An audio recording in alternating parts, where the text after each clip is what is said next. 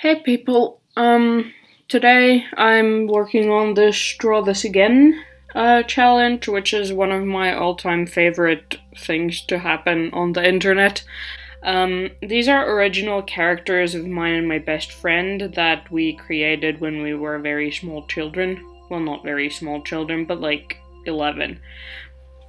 Still, like, kids. Anyway, the girl is my best friend's character and the dude is my character.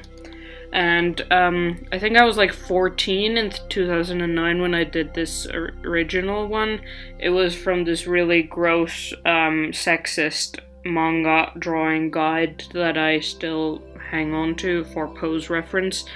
And my favorite thing about this one is that that's not part of the character, but I just made the dude's skin darker because I thought that the dude's skin is supposed to be darker than the girl's for whatever reason.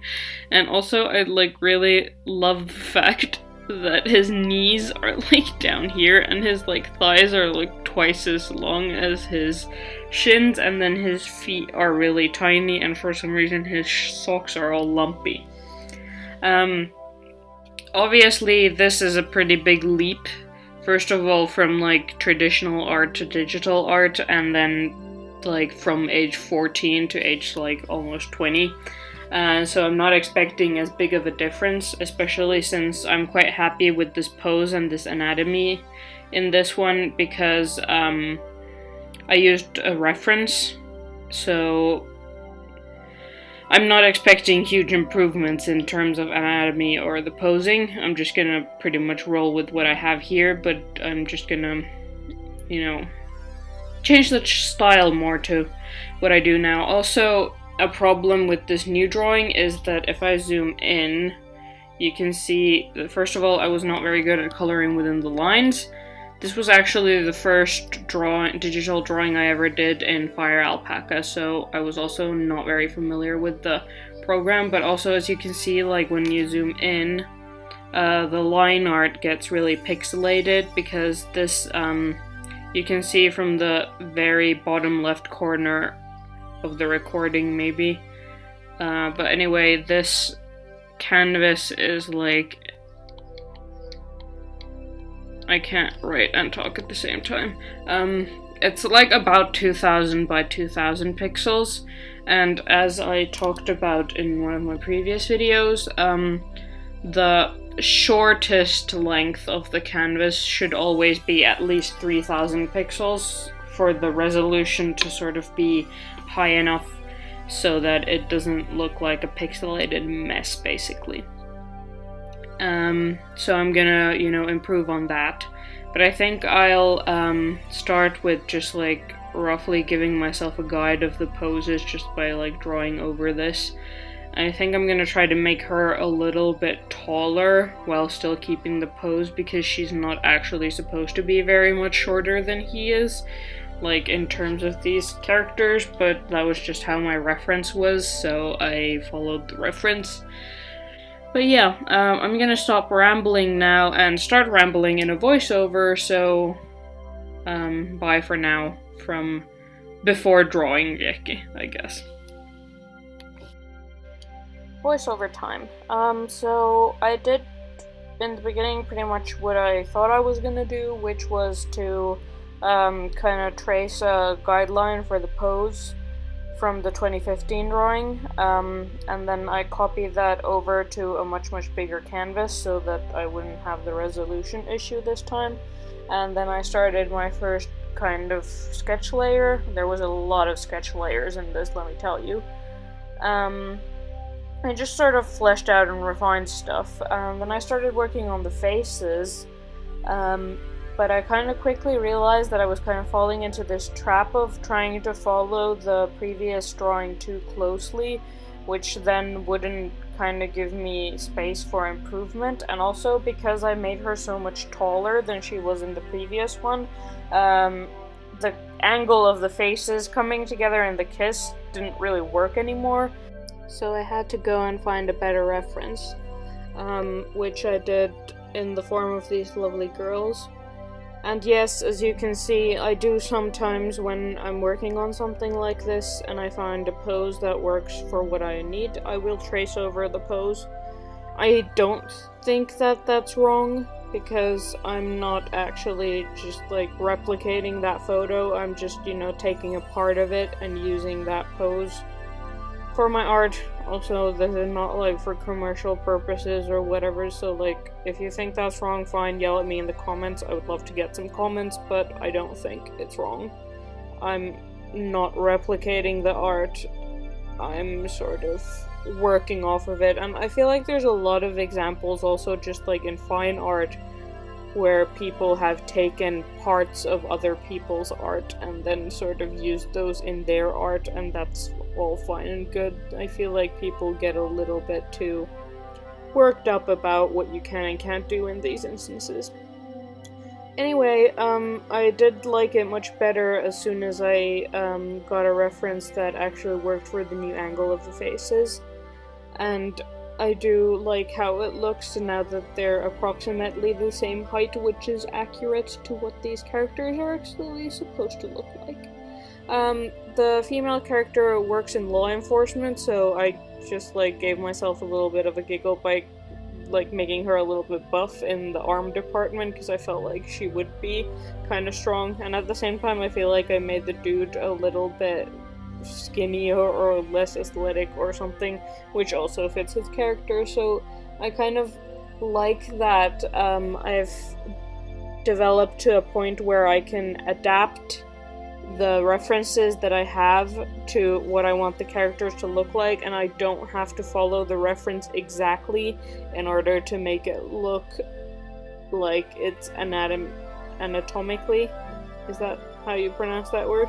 Anatomically at least somewhat correct.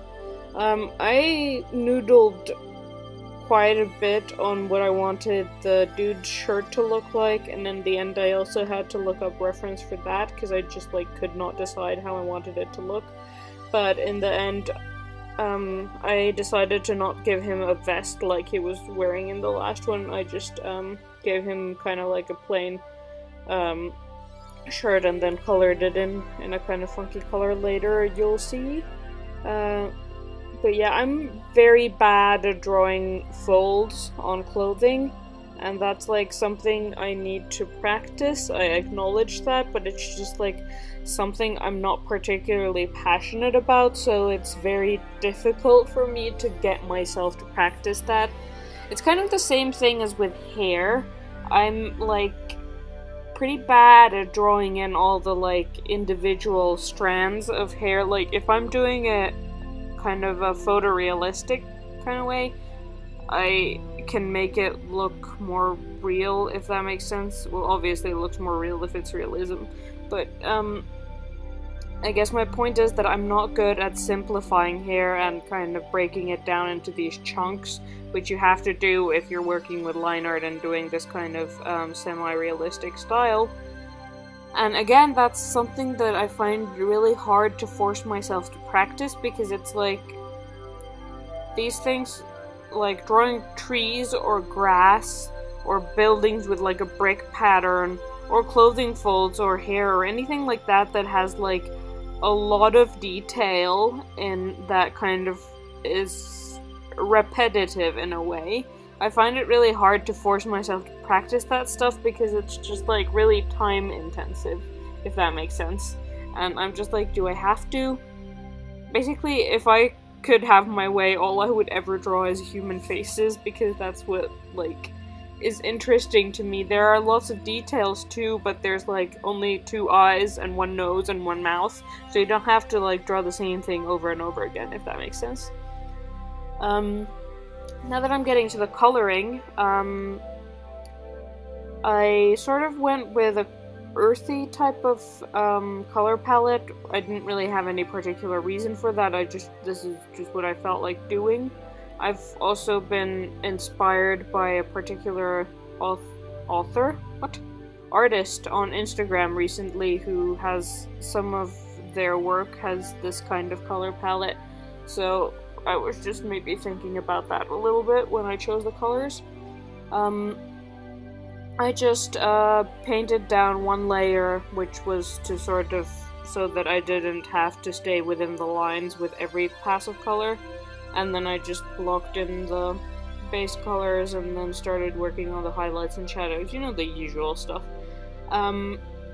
I didn't do any very dramatic shadows or anything for this. I didn't think it warranted it very much, but I do like how the colors came out in comparison to the last one.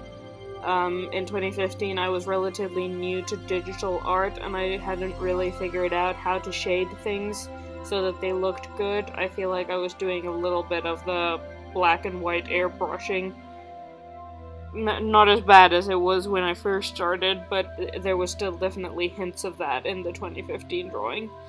So I'm glad that I managed to do something else now.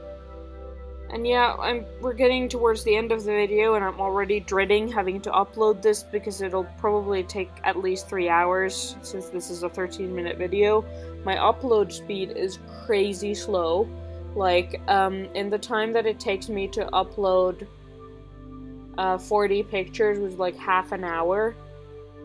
Like, those same 40 pictures at my parents' house with a reasonable upload speed, it took like 2 minutes.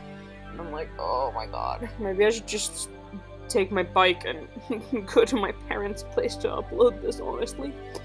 That was a bit of a... what's the word? When you get sidetracked. Oh gosh. I can't remember the word. Tangent. Something like that. Anyway,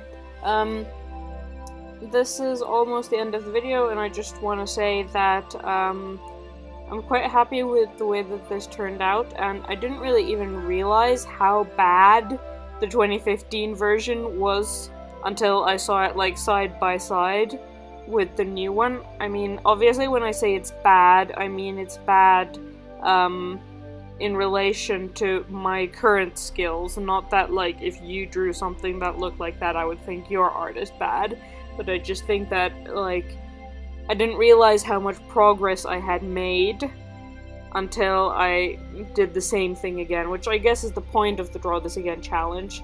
But I guess what I'm trying to say is that before I drew this again, I was just looking at the 2015 drawing like, yeah, this is still pretty good. It was only until I drew it again that I realized how many mistakes there were, so to speak.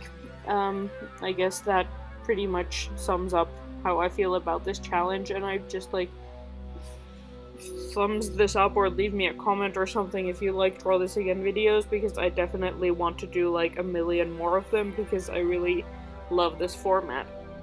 Anyway, thanks for watching, and I'll see you next week. Bye!